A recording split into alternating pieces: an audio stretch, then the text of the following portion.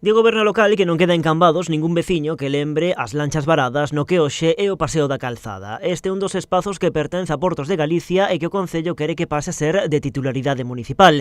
En total, Cambados solicita ao organismo autonómico a desafectación de 36.000 metros cadrados de zonas que xa non teñen uso portuario. Son zonas que xa o Concello está facendo mantemento destas zonas, a pesar de que non son de titularidade municipal.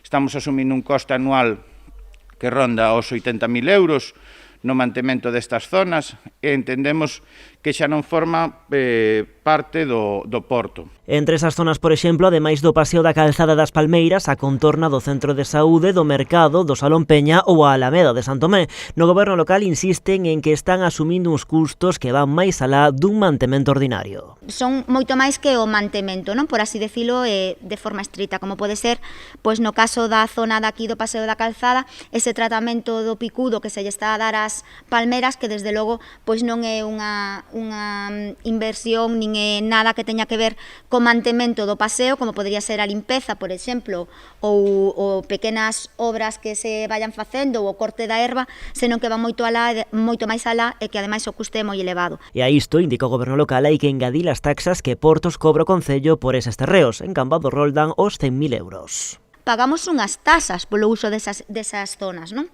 É dicir, cada vez que se fai calquera evento, calquera feria, calquer tipo de actividade nesas zonas que son de uso portuario, se nos está cobrando ao Concello de Cambados unha tasa por esa cesión do espazo público. Ao mesmo tempo, o Concello de Cambados xa iniciou o proceso para a desafectación da zona do Pombal que pertence a Costas do Estado, onde están asentadas as instalacións deportivas e a piscina municipal.